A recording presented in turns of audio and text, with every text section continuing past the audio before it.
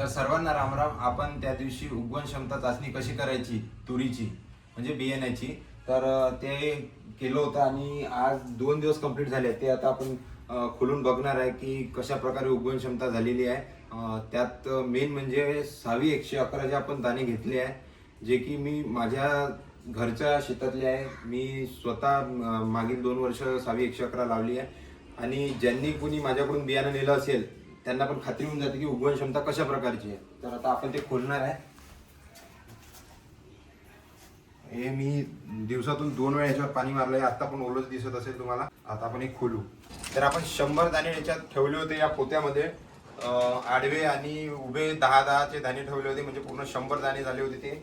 तर आता त्यापैकी किती दाण्यात उगवण क्षमता झाली आणि किती फेल गेले आहे ते आपण चेक करणार आहे.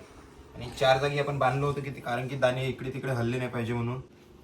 तर आता आपण एक खोलून पाहू. जवळ दाखव की उगवण क्षमता कशा प्रकारे आलेली आहे. तर बघू शकता तुम्ही की दाण्याला कोंबा आले आहे आणि ते फसले त्याच्यात जाऊन भारधान्यात. आता मी काही बोलायची गरज नाही आहे. तुम्हाला दिसतच असन नाही रे? हो कॅमेरामन हो हा दिसतच असन ना? जे आहे ते तुमच्या डोळ्यासमोर. हो हे काय आहे ते तुमच्या डोळ्यासमोरच आहे. आणि जे मी खोलत आहे ते एकच पोत्यातलं आहे. कारण की खूप जण का करते का उगवण क्षमता जास्त दाखवण्यासाठी 2 पोत्याचा वापर करते. 2 पोत्यात तेवढेच दाणे ठेवते आणि नंतर एकत्र करते. आणि हे फसलं आहे. मी जे काढून राहिलो आहे ते फसू नाही दाणे. म्हणजे मी याच्या आधी काढलेलं नाही आहे हे पोतं.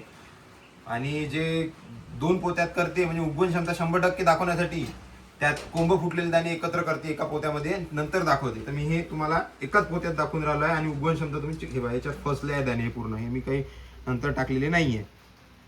आता मी काढून राहिलो त्याचे हे टोकं फुटून राहिले.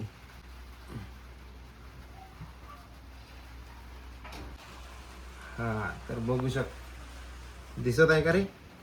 हो ना, दिसत असन. हा चांगले कोंब आले नाही याच्यात. हा तर म्हणजे हे एकूण एक दाना कोंबाचा झालेला आहे. आता आपण नाही थांबू ना. हम्म. आता याच्यात आपण याचं करू दे मला पोता.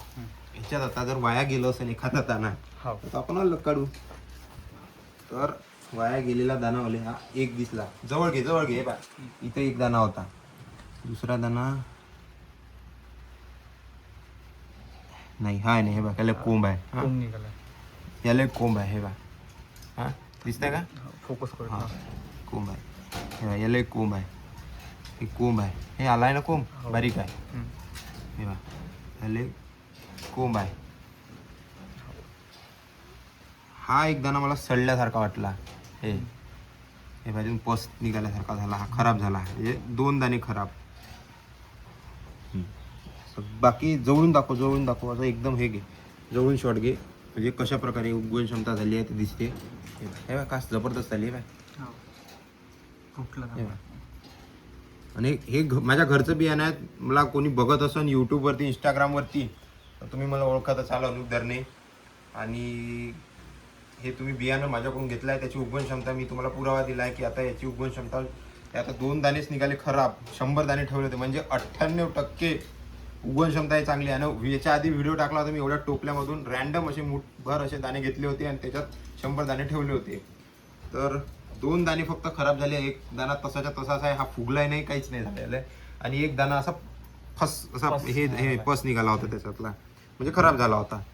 तर आता हे तुम्ही बघत आहे की उगवण क्षमता खूप चांगल्या प्रमाणात झाली आहे. तर आपण याला बीज प्रक्रिया न करता हे आपण उगवण क्षमता चेक केली आहे याची. तर उगवण क्षमता ही 98% झाली आहे कारण की मी तुमच्या समोर खोलून दाखवलं आहे. आणि एकूण एक दाण्याला कोंब आला आहे. हा याला कोंब आला आहे.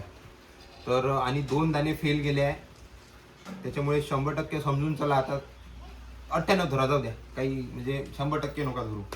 तर आपण जर याला बीज प्रक्रिया केली असते याच्यापेक्षा चांगलं अंकुरण झालं असतं. म्हणजे आता हे जे झाड एवढं वाढलं आहे कोंब आला आहे याच्यापेक्षा डबल कोंब झाला असता जर आपण याला बीज प्रक्रिया केली असती तर. त्याच्यामुळे पहिले आता मी तुम्हाला यावर्षी तुम्ही जे बीज प्रक्रिया करणार आहे हे पहिले तुम्ही ट्रायकोडर्माची करा. त्यानंतर ते सोखू द्या ट्रायकोडर्मा म्हणजे सावलीत सोकवायला घाला. उन्हात नका घालू. त्याच्यानंतर रायझोबियम प्लस PSB याची बीज प्रक्रिया करा. त्यानंतरच पेरणी करा.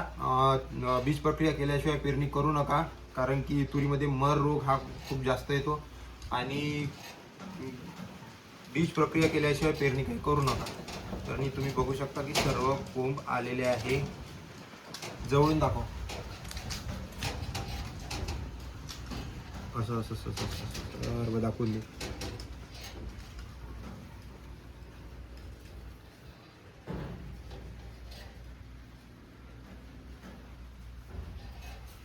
एक तिसरा दाणा सापडलाय जो की निघालेला नाहीये आणि हा पण फुगला होता. हा थोडासा 2-3 दिवस लेट निघाला असता, पण निघाला असता. पण आता सध्या मी तुम्हाला जे दाखवत आहे त्यात ह्याला कोंब आला नव्हता, म्हणून आपण 3 दाणे खराब निघाले, 97 दाणे धरणार. प्रामाणिकपणा हा असलाच पाहिजे, नाही रे? हो बरोबर. जे आहे ते तुमच्या डोळ्यासमोर आहे. ते डोळ्यासमोर आहे. आणि बस एवढंच. धन्यवाद. आणि समोरील व्हिडिओ पाहत राहा. सावी 111 बद्दल संपूर्ण माहिती देण्यात येईल. आणि थँक्यू.